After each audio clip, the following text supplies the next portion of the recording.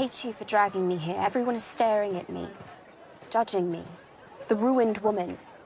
Georgiana, she does have a lot of things to work on herself. One of them, her self-esteem. She's not confident in herself, in her skin color, in her reputation. After what happened with Otis, it seemed that everyone knows what's going on. And Arthur Parker, like, who cares? Like, who cares what other people think? You would come to see that Arthur is a great friend to Georgiana. Not only Charlotte, but Arthur too. And you will get to see that more as we go into season 2. But Arthur is a great friend.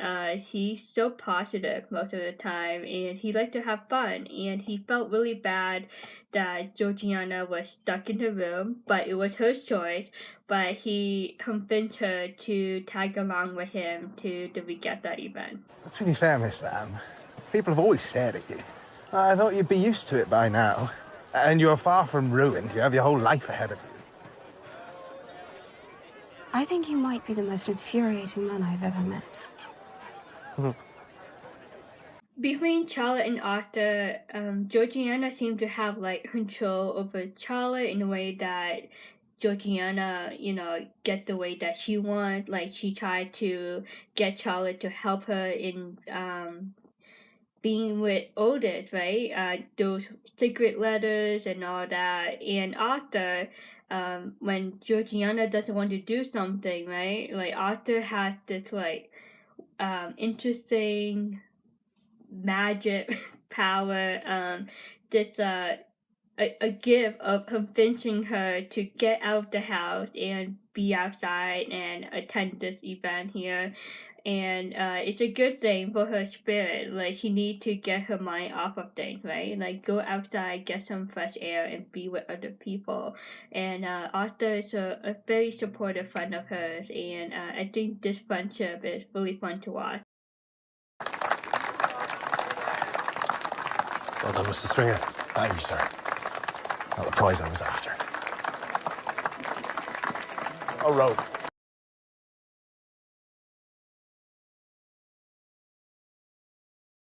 Charlotte, you must not lose heart.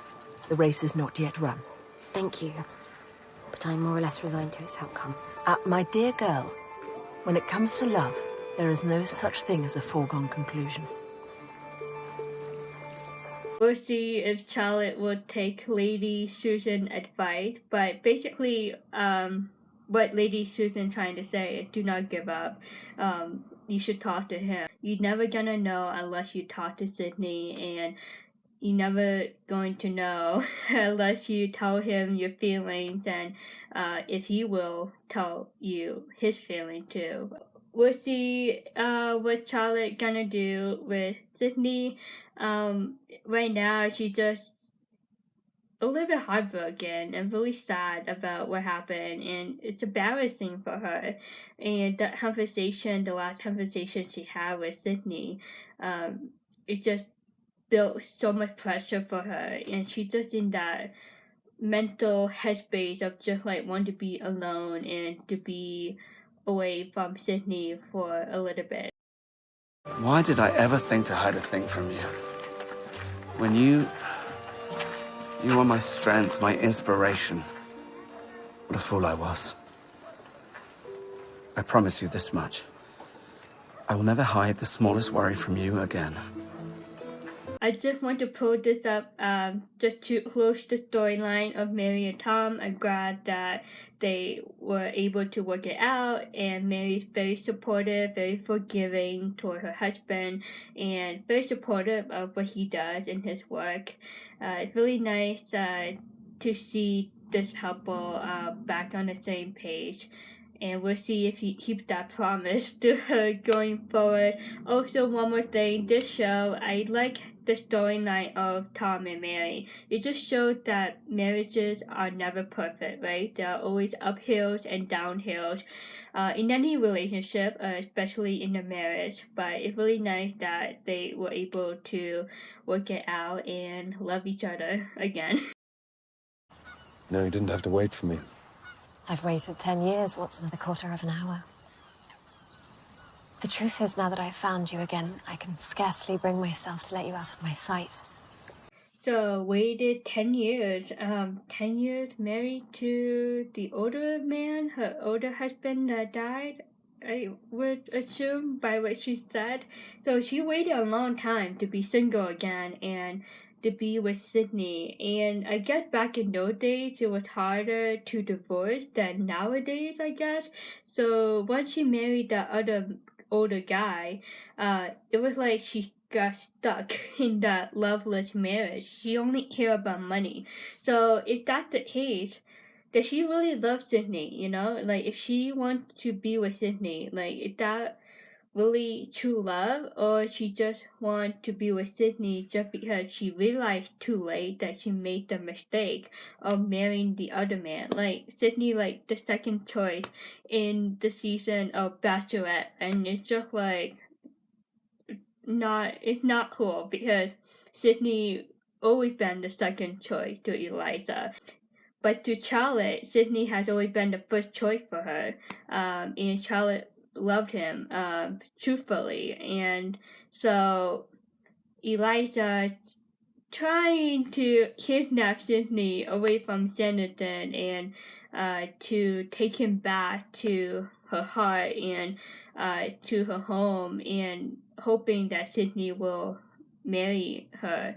Eliza, right? You know, I never lost hope that we would stand beside each other once more. Here we are. Fate has gifted us a second chance. One more thing about this scene at the end, Sidney, you can hear he deeply sighed. He released a breath, like tried to like sort out his thoughts and feeling for Eliza. And if you remember what happened at the end of this episode, it will relate back to this scene. And I think this was the moment he told Eliza to back off, just to let her know, like, you know, he's not interested in her, in being married to her anymore. I think you've been his prisoner for too long. He alone has had the power to determine your self-worth, and he has abused that power in ways I can barely even guess at.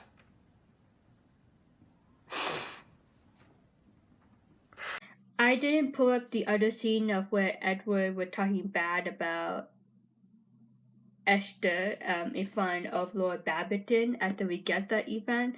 I don't know if you remember that, but Lord Babington had a revelation and he's like, oh my goodness, like Edward is the one that did not approve Esther in marrying Lord Babington, and so he figured out like why Esther didn't want to marry him in the first place, and now he's like releasing all his emotion and thoughts to Esther in this scene. And I know you don't hold me in much esteem, but I came here without expectation and in the spirit of friendship to make you a promise. Your brother is not going to make a victim out of you. I will not allow it. When Esther looked up to him, it was just like a sign of hope, because after everything that happened to her within the last month or so, whatever, she went through a lot, and she did have somewhat of a feeling for Lord Babington, but she didn't want to admit that, and I think she didn't want to get her heart broken once again. But when she looked up to him, not only is it a sign of hope, but she realized that Lord Babington is a good man, and she's probably thinking, what have I done with Lord Babington? Like, what did I do to deserve this really nice man that is sitting next to me and caring about me and being here to support me when I have no one else to support me?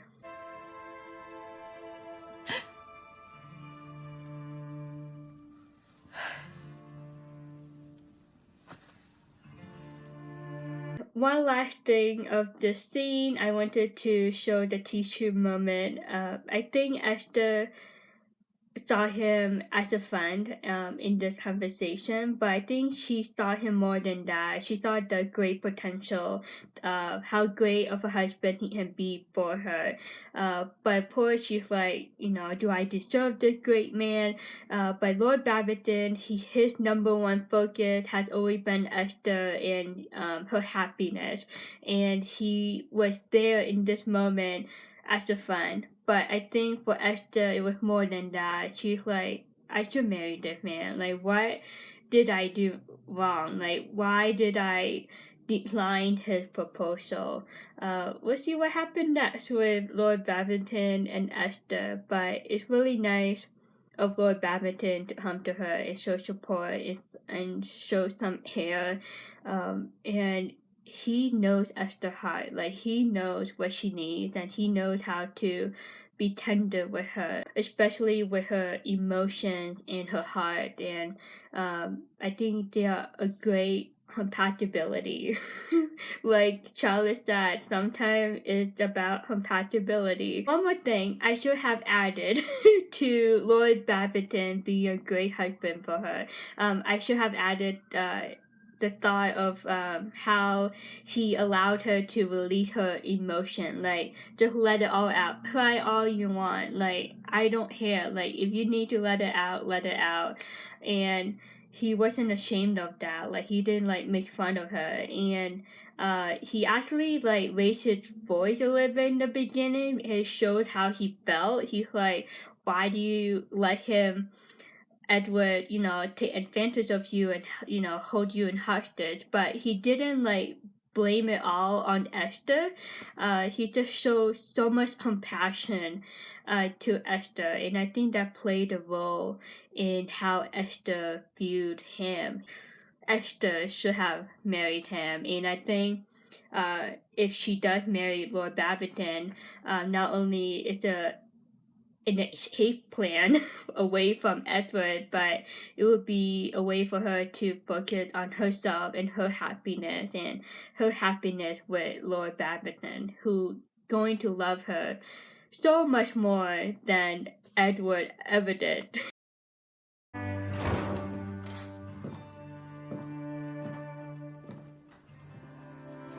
If you're looking for your brother...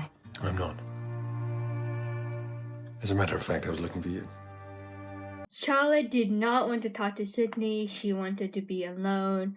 She's just like, oh no, Sidney is invading my privacy. But this is a great scene, and it's a really big moment for these two. I thought you and Mrs. Campion would be heading back to London. She's already left. I decided against joining her. I love the toughness from Charlotte. She's like, I thought you already left to London with Eliza.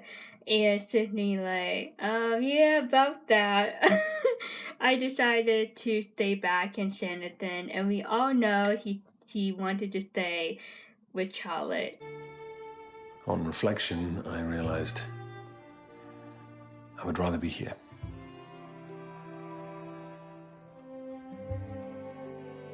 Almost forgot. Remember when Sidney passed the guardianship responsibility to Mrs. Griffith, telling her to watch over Georgiana full-time going forward, and how he was gonna go to Lord Babington estate and, venture off to wherever he wanted to do as a single man.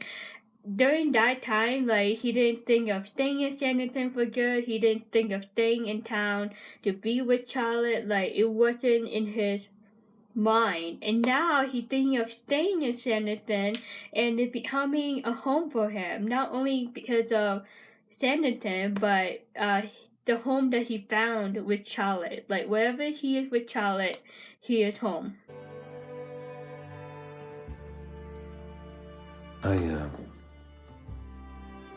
I'm a great deal less than perfect. You've made me all too aware of that. The facial expression of a confusion is starting to appear on Charlotte's face. She's like, okay, what is going on? What is she trying to tell me?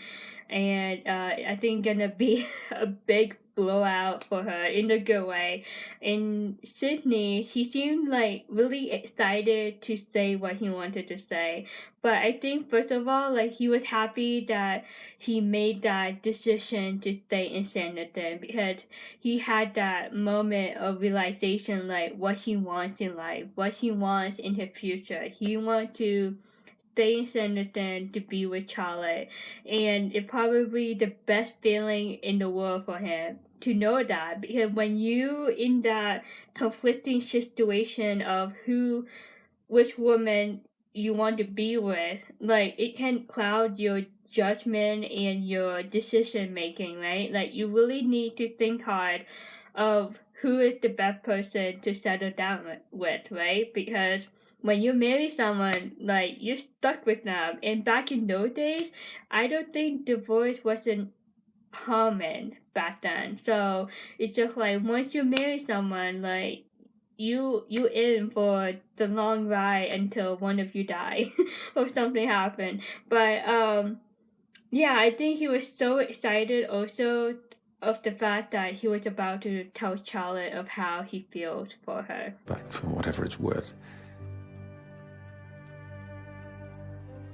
I believe I am my best self. My truest self. When I'm with you.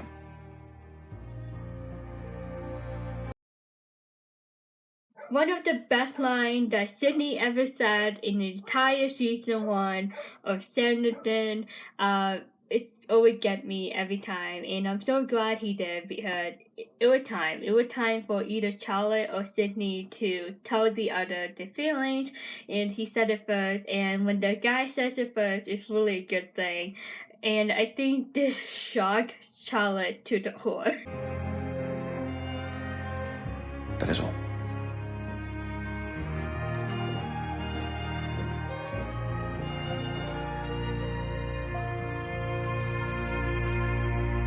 In the end, the very end, Charlotte put her hand on the counter. Do you see that?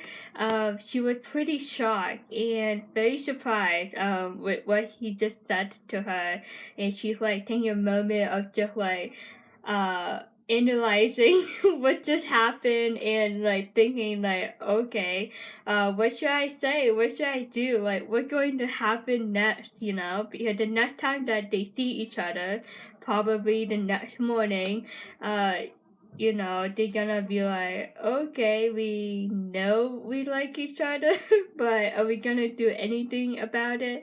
However, though, she didn't say it back to him. Like, she really didn't say it, her feelings for him, word for word. So he still doesn't know exactly how she feels for him just yet, but I think they can already know with the attraction that they feel, like, you know, that invisible spark between them. So I think mentally they already know, but like physically, like saying it out loud, not Charlotte, but only Sidney said it so far. But this is a breaking point in a good way for Sidney and Charlotte. We reached the top of the mountain, Team Sidlotte, at this point, and it's just full of excitement for this couple at this point in season 1. And again, it was really fun to look back on episode 7. I hope you enjoyed it. As usual, comment what you think of this episode. Let me know if you've been enjoying this. I hope you have been. And we will do episode 8 next. And I think it's gonna be 3 parts again. We'll see. I'll let you know in the next video. I hope you will. And see you very soon for episode 8 of Sanditon season 1. Bye.